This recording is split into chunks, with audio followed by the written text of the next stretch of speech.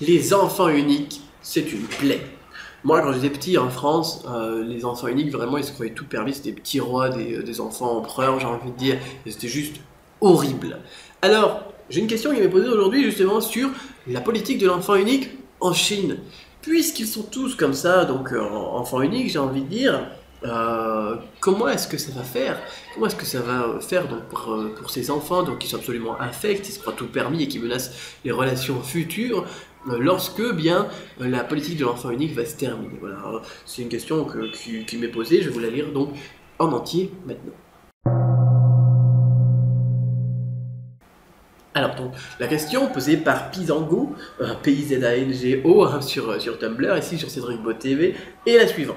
Je viens de lire dans le Huffington Post l'article « La Chine pourrait bientôt mettre fin à sa politique de l'enfant unique ». Un lecteur a posté le commentaire suivant « Il y a 5 heures, 11h52, ça va être pas mal pour mettre une bonne claque à ces petits roitelets que sont devenus les enfants uniques élevés en empereur par toute la famille et qui sont absolument infects, se croyant tout permis et qui menacent grandement les relations futures entre individus. Qu'en pensez-vous? Alors, quelque chose de fantastique en Chine par rapport à la France. En France, quand vous avez cette politique de l'enfant unique, cet enfant unique qui est comme ça, qui a l'habitude d'être élevé justement en empereur et qui se heurte aux autres enfants qui ne sont pas des enfants uniques, effectivement, ça pose un problème. Les gens, ils se trouvent justement, il est chouchouté, il est pourri gâté, c'est le petit roi, etc. On m'a une fois fait la réflexion du garçon, de l'aîné dans les familles arabes ou musulmanes, ou je ne sais plus. Alors, il y a un petit problème là-dedans. À la fois, ce racisme, j'ai envie de dire, notamment pour les familles arabes, pour les familles chinoises, et à la fois aussi ce problème de mentalité. Le fait que des parents élèvent leurs enfants d'une certaine manière ne devrait pas choquer les autres parents qui les élèvent d'une autre manière. Alors le problème qu'on a en France, c'est que la majorité des enfants, ils ne sont pas des enfants uniques, et du coup, quand vous avez des parents qui élèvent un enfant unique, on va les critiquer. Pourquoi? Parce que c'est une minorité. Voilà, comme les Chinois en France, c'est une minorité, on va les critiquer. Comme les Arabes, c'est une minorité, on va les critiquer, etc. Donc, il y a cette première chose qui est un petit peu gênante. Deuxième chose qui me choque un petit peu dans cette question, c'est que l'expression est déjà un préjugé, l'expression est déjà mauvaise, l'expression est déjà un petit peu à la fois raciste et mauvaise, irrespectueuse. On ne peut pas dire raciste pour les enfants uniques de France, mais irrespectueuse pour les enfants uniques donc de France. Parce qu'on a l'expression les petits roitelets que sont devenus les enfants uniques, élevés en empereur par toute la famille, absolument infects, et qui se croient tout permis, et blablabla. Vous voyez, c'est déjà un préjugé dans la question, c'est déjà un cliché. Alors, qu'est-ce que j'en pense? J'en pense que c'est pas du tout comme ça en Chine. Parce que j'ai pu voir ça en France. J'ai pu vivre ça en France. Alors déjà, on peut pas faire un cliché de tous les enfants uniques en France. Parce que j'en ai vu des enfants uniques qui étaient vraiment adorables. Voilà. J'ai vu, j'ai des amis aussi, d'origine arabe, maghrébine, etc. Qui sont fantastiques, quoi, tout simplement. Mais ça s'applique pas en Chine comme ça. On peut pas dire ces trucs de l'enfant unique élevé en empereur, blablabla, infect en Chine parce que on n'a pas cette différence. On n'a pas ce choc des familles avec plein d'enfants qui vont se heurter avec des familles avec un enfant qui ont donc une méthode d'éducation différente. Étant donné que la politique d'enfant unique, elle est relativement généralisée. C'est-à-dire que les parents d'enfants uniques, ils vont se heurter à des parents d'enfants uniques, qui auront donc la même façon de penser. Les enfants uniques, ils vont se heurter avec des enfants uniques, ils vont se frotter, ils vont se socialiser avec des autres enfants uniques. Donc il n'y a pas de problème là non plus, parce qu'ils sont pareils. Voilà, donc on n'a pas ce choc, on n'a pas cette différence, on n'a pas ce truc d'être infect, on se croit tout permis, etc. Puisqu'ils sont tous comme ça. Et puisqu'ils sont tous comme ça, ils sont obligés de se mettre ensemble. Et c'est un truc qui est fantastique, un truc qui est joli, j'ai envie de dire, un truc qui est beau, c'est que les enfants uniques, justement, de la génération des années 80-90, quand ils se mettent ensemble et qu'ils deviennent des bons amis, leur bon ami, leur très bon ami, ils vont pas leur dire « tiens, ça c'est mon pote ». Ils vont dire « ça c'est mon frère ». Ça c'est mon grand frère, ça c'est ma petite sœur. Alors moi j'ai été surpris la première fois où mon épouse elle m'a dit tiens ça c'est ma sœur. Voilà. Alors à la fois on peut dire ça c'est ma sœur pour les très bons amis, ou bien là elle me dit aussi ça c'est ma sœur pour sa cousine.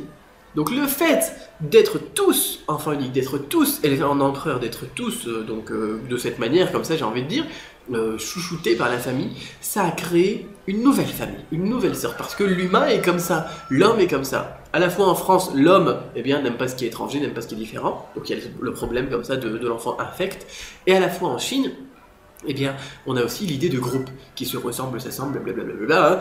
Et du coup, eh bien, les enfants uniques, ils se rassemblent en amis, donc, pas en amis, en amis très très proches. Voilà, comme des frères et sœurs, avec une relation vraiment très fusionnelle, très, voilà, des enfants qui pensent en même temps la même chose. Quand ils vous parlent, ils parlent en même temps comme des jumeaux, quoi, j'ai envie de dire, c'est juste impressionnant. Et du coup, eh bien, ces enfants uniques, ils n'ont pas besoin d'avoir une claque. C'est pas des roitelets. Du coup, c'est pas des empereurs, parce que tout le monde est comme ça. On peut pas avoir eh bien, des millions d'empereurs. Tous les enfants, c'est pas être un empereur. Non, c'est pas possible. Et du coup, ils sont pas infects. Et du coup, ils se croient pas non plus tout permis. C'est ça qui est fantastique. Et alors, eh bien, s'ils mettent la fin donc, de la politique de l'enfant unique, c'est pas gênant non plus. Parce que ça sera la génération suivante. Et du coup, dans la génération suivante, tous les parents, ce sera des enfants uniques.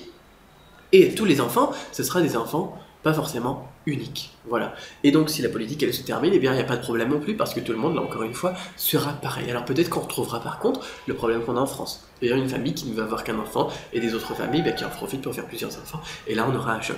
Alors, si ceux qui font plusieurs enfants, ils sont une minorité, eh bien, ça sera eux qui seront critiqués. Si c'est ceux qui font un enfant seulement qui sont en minorité, eh bien, ça sera eux qui seront critiqués. Voilà, ça, c'est un comportement humain, un peu dommage, mais c'est comme ça que ça se passe.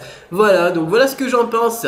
Au final, les relations futures entre individus, les relations sociales par justement cette politique de l'enfant unique qu'on a actuellement en Chine et depuis donc quelques dizaines d'années, n'est pas un problème en soi.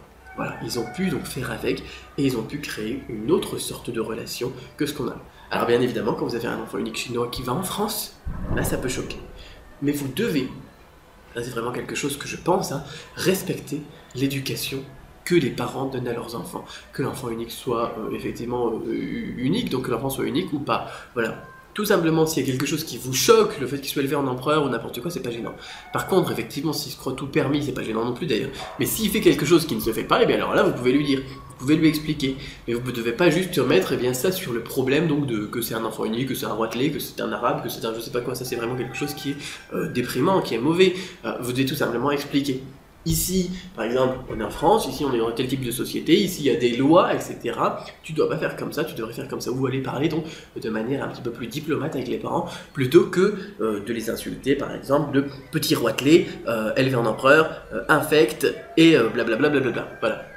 Voilà pour ma vision des choses, pour au niveau donc de ce préjugé qu'on a sur les enfants uniques, qui est un petit peu dommage, si vous êtes enfant unique, vous pouvez réagir dans les commentaires, et de ce préjugé qu'on a aussi sur les Chinois en Chine, et alors là du coup qui est par contre pas du tout valable.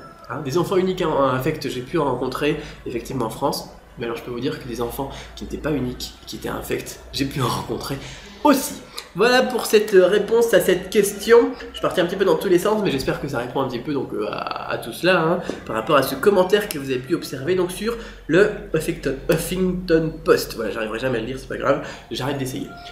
Si vous avez une autre question, n'hésitez pas à la poser sur CédricBeau TV, sur le menu de droite, vous avez un lien, posez-moi une question, je me ferai plaisir d'y répondre dans une prochaine vidéo, et en attendant, on se retrouve sur la page YouTube, ou sur Facebook, ou sur n'importe quoi, je vous mets les liens de toute façon de tout cela en dessous de la vidéo. Voilà, à très bientôt.